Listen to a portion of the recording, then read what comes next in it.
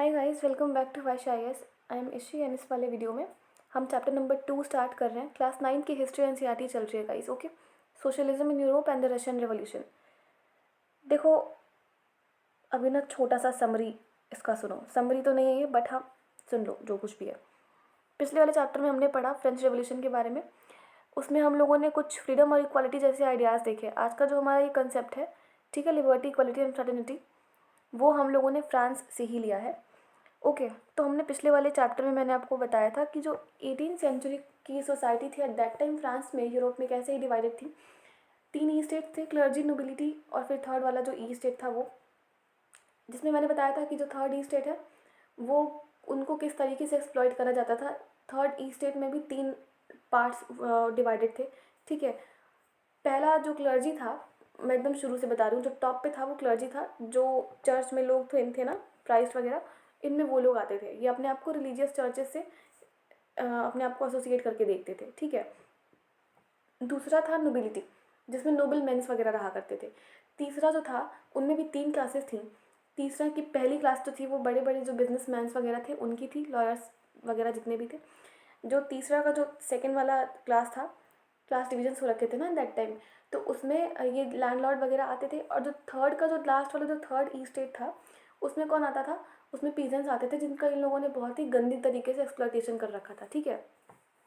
तो जैसे ही फ्रांस में रेवोल्यूशन हुआ, जैसे ये फ्रेंच रेवोल्यूशन आया, तो ऐसा नहीं था कि उसका इम्पोर्टेंस बस फ्रांस तक ही सीमित रहा, नहीं, पूरे ऑल ओवर वर्ल्ड में जितने भी आइडियाज़ थे ना लिबर्टी के, इक्वालिटी के एंड फ्रेटर्निटी के, ये ऑल ओवर वर्ल्ड में फेमस हो गए। एंड हर एक कंट्री में हर एक इंडिविजुअल के राइट्स को लेकर के डिमांड होने लगी, एंड इसके बारे में सोचा जाने लगा कि हाँ ऐसा भी कुछ होता है, हमें भी ये सब चीज़ें करनी चाहिए, ठीक है।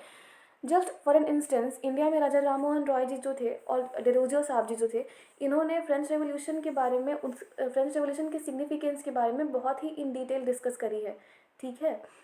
एट दैट टाइम जितने भी कॉलोनीज़ में डेवलपमेंट हो रही थी, उस टाइम पे सोसाइटल चेंजेस भी हो रहे थे, चाहे वो इंडिया हो या फिर कोई भी अदर कंट्री हो। मैं यहाँ पे बेसिकली मैं इंडिया के बारे में मैं बात कर रही थी कि कॉलोनीज़ बन रख, पहले तो बहुत सारे से कंट्रीज़ कॉलोनीज़ ही तो थे ब्रिटेन के, ठीक है। तो इंडिया भी उनमें से एक था। तो जैसे जैसे वो लोग भी आगे बढ़ रहे थे, वैसे वैसे जो हमारे जो सोसाइटल चेंज है ना, वो भी हो रही थी। यह अलग टॉपिक है, इंडियन हिस्ट्री में डिस्कस करेंगे इसको कभी, ठीक है। अभी बात करें ना अगर यूरोप की, अच्छा एक मिनट, आगे बढ़ने से पहले एक इम्पॉर्टेंट इन्फॉर्मेशन, जो भी एस्पिरेंट सीरियस होकर के यूपीएससी की प्रिपरेशन करना चाहते हैं, वो यहाँ पे दिए गए व्हाट्सएप नंबर पे हमारे वाइस सर को कांटेक्ट कर सकते हैं। नो मैटर व्हाट, आप कब से प्रिपेयर कर रहे हो, कब से नहीं, ये वाला अटेम्प्ट देना है, फिर आगे 5-6 साल बाद देना है, आप एक बार सर को कांटेक्ट कर लो, बेनिफिट आपका ही होगा, ठीक है। अभी बात करते हैं ना यूरोप के बारे में। अभी आ रहे हैं दूसरे वाले स्लाइड पर, रूम वाली। तो यूरोप में ऐसा था ना कि हर लोग नहीं चाहते थे कि कंप्लीट ट्रांसफॉर्मेशन हो, ठीक है। कुछ ग्रुप्स थे, ग्रुप्स तो नहीं बट हाँ कुछ यहाँ पे टर्म्स दिए गए हैं। फॉर एग्जांपल कुछ कंजर्वेटिव्स थे, कुछ लिबरल्स थे, कुछ रेडिकल्स थे, ठीक है। अभी मैं बताऊँगी ये तीनों क्या होते हैं और इन तीनों में क्या ही डिफरेंस है। तो इनमें से कुछ थे जो सच में चाहते थे कि हाँ चेंजेस चाहिए, हमें ज़रूरी है।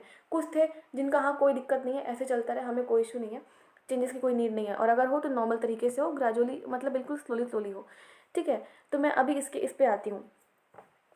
चलो देखो, बात करें अगर लिबरल्स, रेडिकल्स एंड कंजर्वेटिव्स की, तो पहले ना ये लिबरल्स के बारे में बात करते हैं। ये ऐसा ग्रुप था ना जो ये चाहते थे कि एक नेशन हो जिसमें हम सारे जितने भी रिलीजन्स हैं, लाइक हिंदू, मुस्लिम, जितने जो कुछ भी हैं, वो सब एक साथ रहें और एज ए नेशन रहें, ठीक है। धर्म के नाम पे लड़ाइयाँ वगैरह ना हो, ठीक है। मतलब इनके अंदर डिस्क्रिमिनेशन नहीं था किसी भी रिलीजन को लेकर के। जैसे कि पहले था ना, हम लोगों ने फ्रेंच रेवोल्यूशन में देखा जो चर्च के हाथ में ही सब कुछ था, तो ये इसके अगेंस्ट में थे। और इन्होंने ये जो डायनेस्टिक रूलर्स होते हैं ना, उन पे अनकंट्रोल पावर होता है। जो भी ये डायनेस्टिक रूलर्स वगैरह होते हैं, वो आप कह सकते हो मोनार्की होते हैं, तो उनके पास ना एक अनलिमिटेड सा पावर होता है, ठीक है, जो मोनार्की रूल होता है ना उसमें। तो ये उसके फेवर में नहीं थे। चलो यहाँ तक बढ़िया है कि सारे रिलीजन्स को मिला के रखना चाहते हैं, मोनार्की के अगेंस्ट में है, अनकंट्रोल पावर किसी एक के हाथ में नहीं देना चाहते हैं ये, ठीक है। और पहले वो जो चर्च वाला सिस्टम था कि जो कैथोलिक चर्च है वो ही सब कुछ कंट्रोल करेगा, उसके भी अगेंस्ट है। चलो यहाँ तक बढ़िया है, बट एक दिक्कत इन लोगों में ये थी कि ये जो राइट टू वोट होता है ना, ये इसके अगेंस्ट थे। इनका कहना था कि देखो इंडिविजुअल को राइट देना चाहिए, बट राइट टू वोट के अगेंस्ट हम हैं। अगेंस्ट इन द सेंस कि जो ये यूनिवर्सल अडल्ट फ्रेंचाइज है इन पर ये बिलीव नहीं करते थे। तो इसीलिए हम इनको किसी भी एंगल से नहीं कह सकते हैं कि ये एक डेमोक्रेट्स थे, ठीक है। क्योंकि देखो अगर डेमोक्रेसी की बात हो रही है तो वहाँ पे आपको हर एक पर्सन को जो भी मतलब क्राइटेरिया होता है ना, लाइक 18+ वाले जो हैं, ठीक है। मैंने पिछले वाले भी चैप्टर में बता रखा था कि फ्रांस में कैसे कब क्या हुआ। तो अगर आप किसी भी कंट्री को डेमोक्रेटिक कंट्री बोल रहे हो तो वहाँ पे राइट टू वोट मतलब बहुत ही ज़्यादा ज़रूरी है, ठीक है। तभी कोई भी कंट्री डेमोक्रेसी वो डेमोक्रेटिक है वो कहलाएगी। तो इनका सब ठीक था कि चलो ठीक है, चेक एंड बैलेंस सिस्टम होना चाहिए, पार्लियामेंट्री गवर्नमेंट होनी चाहिए, इलेक्शंस वगैरह होने चाहिए, जुडिशरी जो है उसको अलग रखना चाहिए, बिकॉज वो उसको एक इंडिपेंडेंट बॉडी बनानी चाहिए जिससे कि वो एग्जीक्यूटिव एंड जो लेजिस्लेचर है उस पर वो चेक एंड बैलेंस कर सके, ये तीनों आपस में एक दूसरे को। सब ठीक था, बट हम लोग इनको फिर भी डेमोक्रेट्स नहीं कह सकते हैं। क्यों? क्योंकि जो यूनिवर्सल अडल्ट फ्रेंचाइज था ये उस पर कभी बिलीव नहीं करते थे, ठीक है। इनको ऐसा लगता था कि जो ये जो मेन होते हैं ना, जो आदमी होते हैं जिनके पास मेनली प्रॉपर्टी होती है उनको ही राइट टू वोट है। आदमियों में भी पूरे सारे मेन को नहीं, जितने भी प्रॉपर्टी मेन है ना उनको होती है राइट टू वोट, ठीक है। बाकी जो पुअर वगैरह है उनको कुछ नहीं मिलना है, उनको कोई दिक्कत नहीं, उनको दो या ना दो उससे उनको मतलब ही नहीं है। एंड जो खैर जो औरतें हैं उनके तो या उनके बारे में इनका कुछ कहना ही नहीं था, उनको दो ही मत राइट टू वोट। ये थे हमारे कौन? लिबरल्स। बात करें अगर रेडिकल्स के बारे में, देखो ये भी इनके तरह हैं बट थोड़े से अलग है। इन्होंने जो ये वुमेंस की जो राइट टू वोट वाली मूवमेंट थी ना इसको इन्होंने सपोर्ट करा है, ठीक है। अच्छा, लिबरल्स के बारे में मैं एक और चीज़ बताऊं, सॉरी रेडिकल्स के बारे में। देखो रेडिकल्स क्या थे ना, वो प्राइवेट प्रॉपर्टी के अगेंस्ट थे, आप ये नहीं कह सकते हो। मतलब उनको चाहिए था कि हाँ जितने भी वेल्थ है वो सब में डिस्ट्रीब्यूट हो जाए। ऐसा नहीं था कि वो प्राइवेट प्रॉपर्टी के बिल्कुल ही अगेंस्ट थे। मैं बिल्कुल स्टार्टिंग के लिबरल्स सॉरी रेडिकल्स के बारे में बात कर रही हूँ। देखो जो ये टर्म है ना लिबरल्स, रेडिकल्स एंड कंजर्वेटिव्स, एक और टर्म आएगा अभी नेशनलिस्ट, अभी उसको हम लोग बाद में डिस्कस करते हैं। तो जो ये चारों टर्म है ना ये इनके टाइम टू टाइम पे इनके मीनिंग चेंज होते रहते हैं। फॉर एग्जांपल अगर आप किसी बढ़िया कोई देशभक्त है, अगर आप उसको पूछोगे कि तुम्हारे मन में नेशनलिज्म को लेकर के क्या फीलिंग है, अपने नेशन को लेकर के क्या फीलिंग है, तो हो सकता है वो किसी और तरीके से वो डिस्क्राइब करे कि हाँ इसको कहते हैं पर्टिकुलरली नेशनलिज्म। अभी आप किसी आतंकवादी को पूछो कि भाई तुम्हारे लिए नेशनलिज्म की फीलिंग क्या है, तो वो तो ये बोलेगा ना कि हाँ अपने दुश्मनों को ख़त्म कर दो और इसी को कहते हैं अपने देश के लिए मरना, ठीक है। तो ये सारे जितने भी टर्म्स हैं वो टाइम टू टाइम पे वेरी करते हैं इनके मीनिंग्स, ठीक है। तो ऐसा नहीं है कि एक बार ये मीनिंग डिफाइन हो गया तो हमेशा वही रहेगा। फॉर एग्जांपल अभी जैसे मैंने रेडिकल्स को बोला कि ये प्राइवेट प्रॉपर्टी के अगेंस्ट नहीं थे, बट इनको पसंद नहीं था कि जो ये प्रॉपर्टी है वो कुछ ही लोगों के हाथ में है। इनको चाहिए था, ये थोड़ा सा ना सोशलिज्म वाला अप्रोच है कि जितने भी जो ये लिबरल्स थे वो क्या चाहते थे, उन्होंने जो ये रेडिकल्स हैं उन्होंने अपोज करा है जो बड़े बड़े जो लैंड ओनर्स होते हैं, जो वेल्दी फैक्ट्री ओनर्स होते हैं, इनके ये खिलाफ थे, जबकि लिबरल्स इनके खिलाफ नहीं थे, ठीक है। रेडिकल्स इनके खिलाफ थे, क्यों? क्योंकि रेडिकल्स को ऐसा लगता था कि सारे जब सब चीज़ इनके हाथ में है तो जो पुअर सेक्शन है हमारी सोसाइटी का वो तो नीचे ही रह जाएगा ना। अगर आपको उसको ऊपर उठाना है तो वो ये नहीं कह रहे कि खुद पढ़ो लिखो कुछ बन जाओ। हाँ मतलब अब आज के टाइम पे आप बोल सकते हो पढ़ो लिखो कुछ बन जाओ, एट दैट टाइम सिचुएशन कुछ अलग सी रही होगी नहीं रही थी, ठीक है। तो अलग अलग से ये सेक्शंस निकल के आ रहे थे, ये रेडिकल्स कंजर्वेटिव्स वगैरह इन सब का, ठीक है। तो ज़्यादा कुछ डिफरेंस नहीं है, लिबरल्स थे सब कुछ उसमें उनमें बढ़िया था, बस ये राइट टू वोट पे बिलीव नहीं करते थे और करते भी थे। तो जो ये प्रॉपर्टी वाले जो मेन है ना जिनके पास अच्छी खासी प्रॉपर्टी है, जो टैक्सेस पे कर सकते हैं, वो उनको ही बस वोट करने का राइट था। बाकी जो ये विमेंस हैं उनको कोई भी राइट वाइट ना दी जाए, कोई भी दिक्कत नहीं है। बात करें अगर हम रेडिकल्स की, तो रेडिकल्स में कुछ खास था नहीं, इनमें बस एक चीज़ अच्छी थी कि ये जो विमेंस का जो राइट टू वोट वाला मोमेंट था ना, ठीक है, इनको ये लोग सपोर्ट करते थे। एंड ये लोग प्राइवेट प्रॉपर्टी के बिल्कुल ही अगेंस्ट में नहीं थे, एकदम ही लेफ्टिस्ट टाइप की इनकी जो आइडियोलॉजी थी ना वो अभी नहीं है। जैसे मैं अभी पढ़ा रही हूँ प्रेजेंट टाइम में, इस बुक के हिसाब से प्रेजेंट टाइम में अभी इनकी वो एकदम लेफ्टिस्ट आइडियोलॉजी नहीं है कि हाँ प्राइवेट प्रॉपर्टी के बिल्कुल ही अगेंस्ट कर दो, जितना भी है सब तोड़ फोड़ के सब में बांट दो, ऐसा कुछ नहीं है इनका। बट इनको ये भी पसंद नहीं है कि जो प्रॉपर्टी है वो बस कुछ ही के हाथ में रहे, क्योंकि इनको ऐसा लगता है कि जो पूरा सेक्शन है हमारी सोसाइटी का वो कभी आगे नहीं आ पाएगा। अगर ऐसा रहेगा तो उनको हमेशा एक्सप्लॉइट ही करा जाएगा। बात करें अगर हम लास्ट तो नहीं है, लास्ट वाला हमारे ये नेशनलिस्ट लोग आएंगे अभी।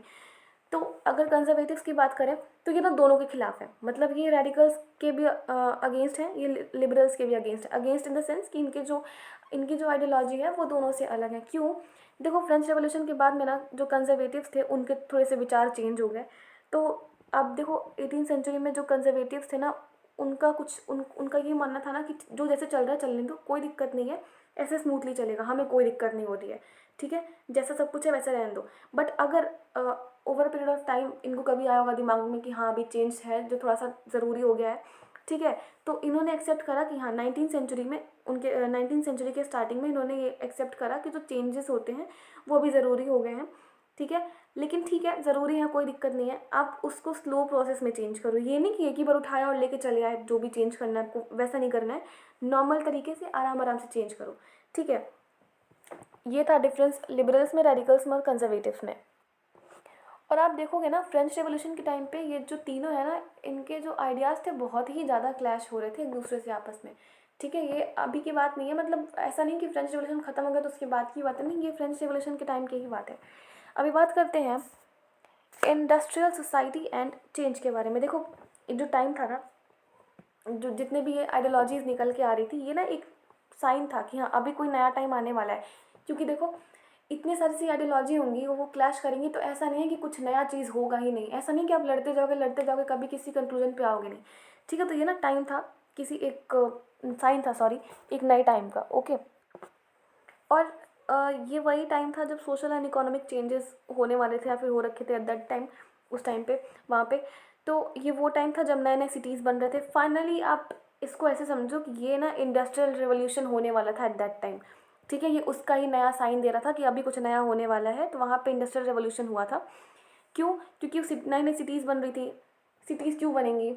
जब आपके पास उस आपकी उतनी औकात होगी, आपकी उतनी हैसियत होगी कि आप सिटीज़ को डेवलप कर पाओ। उसके लिए क्या चाहिए? पैसे। पैसे कहाँ से आएंगे? वर्क करके। वर्क कहाँ पे करोगे? खेतों में जाके काम थोड़ी ना करोगे वहाँ पे, आपके पास इतने पैसे नहीं आ सकते। हाँ, एट दैट टाइम एग्रीकल्चर था, बहुत ज़्यादा फ्लरिश कर रहा था, बट फिर भी अगर आपको इस हद तक अगर आपको ट्रांसफॉर्मेशन करना है तो आपको इंडस्ट्रीज, ट्रेड वगैरह में आपको इंक्लूड होना ही पड़ेगा, इन्वॉल्व होना ही पड़ेगा, सॉरी, ठीक है। तो ये टाइम था इंडस्ट्रियल रेवोल्यूशन का। तो देखो इंडस्ट्रियल रेवोल्यूशन आया तो अभी इंडस्ट्रीज़ ओपन होंगी तो वहाँ पे काम करने की भी नीड होगी। काम कौन करेगा? जो गरीब लोग हैं, जो वुमेन्स हैं, जो मेन हैं, जो बहुत ज़्यादा गरीब हो चुके हैं, जिनके पास लिवलीहुड चलाने के लिए भी पैसे नहीं बचते हैं वो, और जो जो छोटे छोटे जो बच्चे हैं वो कहाँ जाएंगे काम करने? फैक्ट्रीज़ में जाएंगे। अभी देखो फैक्ट्रीज़ में सीन क्या चलता था, एक तरफ है आदमी, एक तरफ है औरत, ठीक है।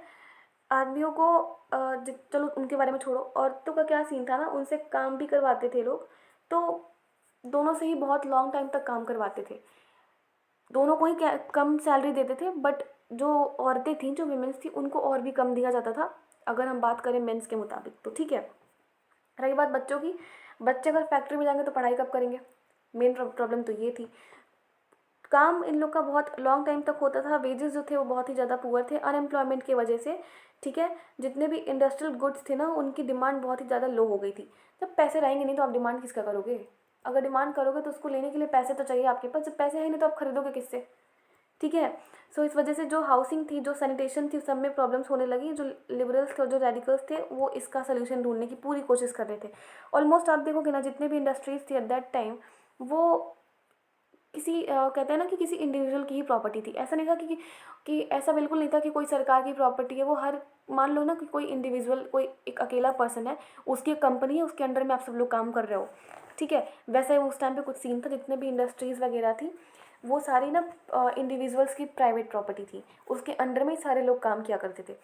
कई बार क्या हुआ करता था ना, ये जो रेडिकल्स थे और जो भी ये लिबरल्स वगैरह थे, वो खुद भी कभी कभी प्रॉपर्टी ओनर्स एंड एम्प्लॉयर्स हुआ करते थे। अभी मैंने बताया ना कि रेडिकल्स जो थे वो चाहते, वो प्राइवेट प्रॉपर्टी के अगेंस्ट थे, बट इतना अगेंस्ट इन द सेंस कि अगेंस्ट, सॉरी अगेंस्ट नहीं थे, my bad, I am really sorry for that, against नहीं थे, बट उनको इतना भी पसंद नहीं था कि किसी एक के हाथ में सारी प्रॉपर्टी चली जाए। तो अभी जैसे मैंने बताया ना कि क्योंकि इनके पास भी कुछ फैक्ट्रीज कुछ थी, ठीक है, अगर इनके पास कुछ नहीं होता तो ऑब्वियस सी बात है, बिल्कुल ही लेफ्टिस्ट आइडियोलॉजी वाले जो एक्सट्रीम स्टेप है ना, वो ये लोग उठाते लोग, ठीक है। चलो वो एक अलग बात है। तो जितने भी लिबरल्स थे, जितने भी रेडिकल्स थे, उनमें से बहुत सारे लोग ऐसे भी थे जो जिनके पास खुद की प्रॉपर्टी थी, जिनके अंडर में बड़े सारे से लोग काम वाम किया करते थे, ओके। और रही बात इनकी अर्निंग की, तो ये अपना जो ये वेल्थ वगैरह था वो कहाँ से बनाते थे, इतना पैसा कहाँ से आता था? तो ये लोग ट्रेड वगैरह करते थे, इंडस्ट्रियल जितने भी काम थे ये लोग ये करते थे। और इनको ऐसा लगता था कि जो ऐसे एफर्ट्स हैं ना वो इनकरेज करे जाने चाहिए, क्योंकि जो पिछला वाला जो मोनार्की था, जो मैंने फ्रेंच रेवोल्यूशन में बताया रखा था कि ओल्ड एरिस्टोक्रेसी वाला जो सिद्धांत था, सिद्धांत इन द सेंस प्रिंसिपल नहीं, ओल्ड एरिस्टोक्रेसी वाला जो आइडियोलॉजी थी ना, हाँ, जिसमें बाय बर्थ ही सबको प्रिविलेजेस दिए जा रहे हैं, चाहे वो क्लर्जी हो या फिर नोबिलिटी हो, उनको टैक्सेस नहीं पे करने पड़ रहे हैं। जैसे ही कोई बच्चा पैदा हुआ तो हाँ क्लर्जी के खानदान में पैदा हुआ है तो वो आगे जाके कुछ और मतलब उसी फील्ड में आगे जाएगा, ठीक है, जिसमें बाय बर्थ सबको प्रिविलेजेस दी जाती थी, तो ये लोग इनके अगेंस्ट थे। अब सोचो रेडिकल्स हैं और अभी मैंने बताया कि वो प्राइवेट प्रॉपर्टी के अगेंस्ट नहीं है, ठीक है, और तभी भी उनको अच्छा नहीं लगता है कि प्राइवेट प्रॉपर्टी हो, मतलब किसी भी इंडिविजुअल के हाथ में इतनी सारी प्रॉपर्टी हो।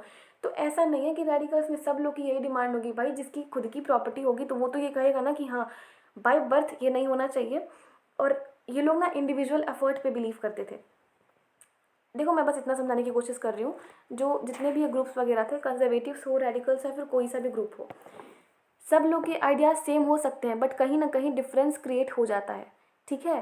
तो जैसे कि मैंने अभी बताया कि ये लोग अगेंस्ट थे, ठीक है, अगेंस्ट नहीं थे सॉरी, बट इन लोग को पसंद नहीं था। अब ये कौन से लोग थे जिनको ये पसंद नहीं होगा, जिनके पास खुद की प्रॉपर्टी होगी उन्हीं को तो पसंद नहीं होगा ना, ठीक है। अब मान लो मैं हूँ, मेरी आइडियोलॉजी है कुछ कि प्राइवेट प्रॉपर्टी नहीं होनी चाहिए, मैं बिल्कुल उसके खिलाफ नहीं हूँ, बट मेरे पास खुद की प्रॉपर्टी है तो मैं क्यों ही जाऊँगी उसके खिलाफ। अगर मैं उसके खिलाफ चली गई तो मुझे खुद की प्रॉपर्टी बांटनी नहीं पड़ जाएगी। तो बस मैं वही समझाने की कोशिश कर रही हूँ कि उसमें ऐसे भी लोग थे जिनके पास खुद की प्रॉपर्टी थी, जो उसके फेवर में बोलते थे कि हाँ आप खुद का कमाओ, खुद का एक स्टेटस बनाओ, आप इंडिविजुअल एफर्ट पे, लेबर पे, जो एंटरप्राइज है मार्केट एंटरप्राइज, आप उस पर फोकस करो, ठीक है।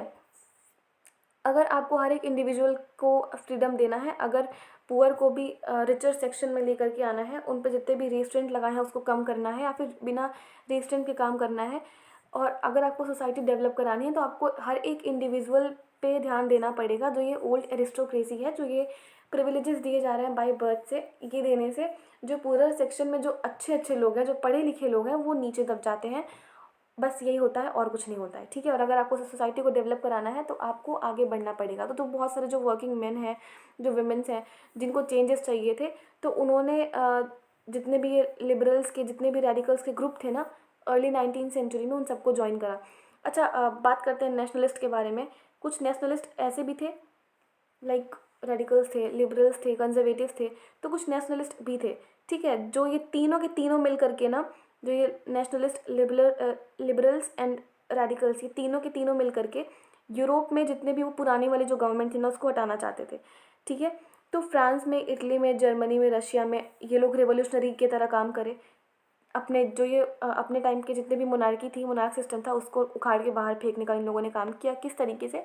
सही तरीके से नहीं, सही इन द सेंस कि प्रेयर पिटिशन से नहीं, इन लोगों ने रेवोल्यूशनरी मेथड्स को अपनाए थे, ठीक है।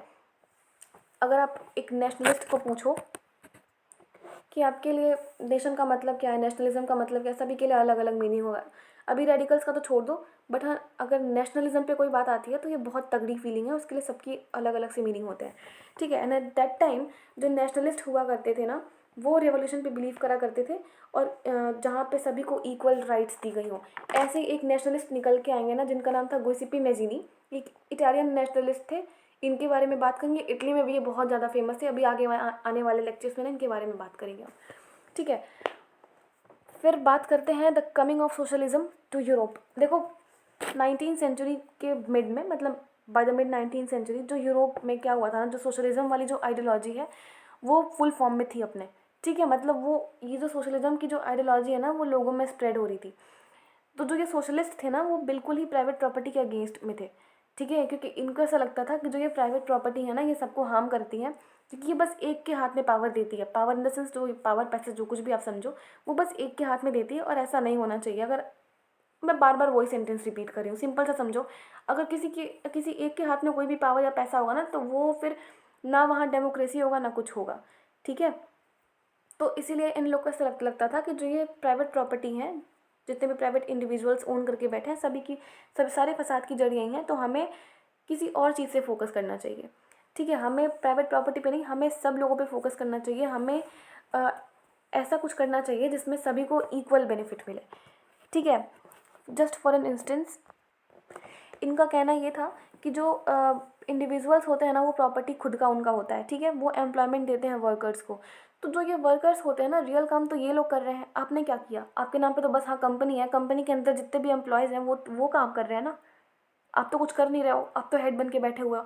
तो जो ये पर्सनल गेन होता है ना, आप अपने पर्सनल गेन के लिए आप उन लोग का यूज़ कर रहे हो, ठीक है, और रियल काम जो है वो कर रहे हैं। तो ये नहीं होना चाहिए, हमें कुछ ऐसा करना चाहिए जिसमें जो लोग काम कर रहे हैं, जितने भी पूरा सेक्शन है, उनको भी बेनिफिट मिले। अभी क्या थी इनकी आइडियोलॉजी, क्या ये कहना चाहते थे, कि हम नेक्स्ट वाले वीडियो में डिस्कस करेंगे। तब तक के लिए आप सर को कांटेक्ट कर लो, यहाँ पे दिए गए व्हाट्सअप नंबर पे, सर का पर्सनल नंबर है, यहाँ पे कोई भी ग्रुप्स वगैरह नहीं बना है, पर्सनल मेंटरशिप सर खुद ही रिप्लाई करते हैं। ओके, सो नेक्स्ट वीडियो में हम इसके बारे में बात करेंगे। तब तक के लिए have a great day ahead, take care, bye.